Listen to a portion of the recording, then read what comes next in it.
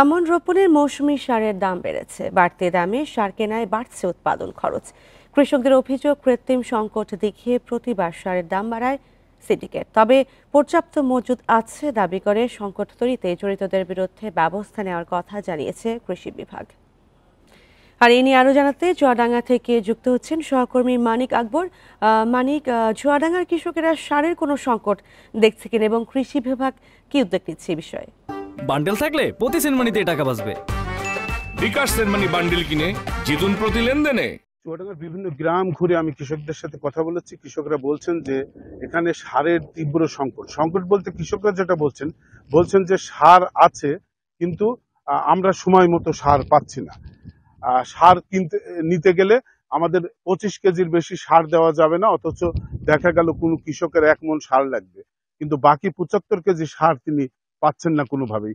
সে কারণে এইসব কৃষকরা বাধ্য হয়ে, যেহেতু প্রয়োজনে সঠিক সময়ে জমিতে সার প্রয়োগ না করলে ফসল উৎপাদন ভালো হবে না, এই কারণেই কৃষকরা বাধ্য হয়ে খুচরা ব্যবসায়ীদের কাছে যাচ্ছেন এবং অনেক সময় বেশি দামে সার কিনছেন।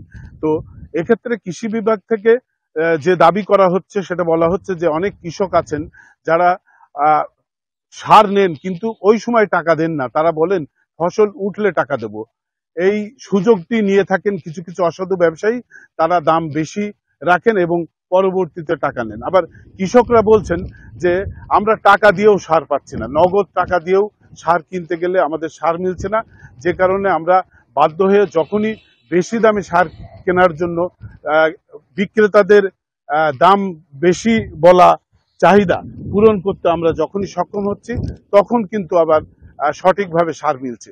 তো এক কথায় কৃষকদের সাথে কথা বলে যেটা বোঝা গিয়েছে, সেটা হলো একেবারেই একটা সিন্ডিকেট তৈরি হয়েছে, যেটা হচ্ছে ডিলার এবং খুচরা ব্যবসায়ীদের একটা সংযোগ তৈরি হয়েছে, যে কারণে অনেক ডিলার গোপনে খুচরা ব্যবসায়ীদের কাছে সার দিয়ে দিচ্ছেন এবং যে পরিমাণ সার একজন কৃষকের দরকার, সেই পরিমাণ সার ডিলার পয়েন্ট থেকে দেওয়া হচ্ছে না।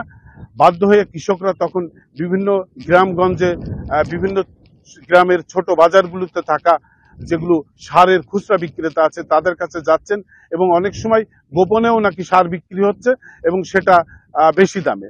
দেখা গেল 1350 টাকা বস্তা যে সারের দাম, সেই সার কৃষকদের কখনো কখনো কিনতে হচ্ছে 1600, 1800, 2000 টাকা দামে। তো কৃষকরা বলছেন যে এই প্রেক্ষাপটটি বন্ধ না হলে আসলে তাদের চাষাবাদ করা দুরূহ হয়ে পড়বে। সারের দাম বৃদ্ধি পেয়েছে এবং সেই বিষয়ে চুয়াডাঙ্গা থেকে জানাচ্ছিলেন সহকর্মী মানিক আকবর।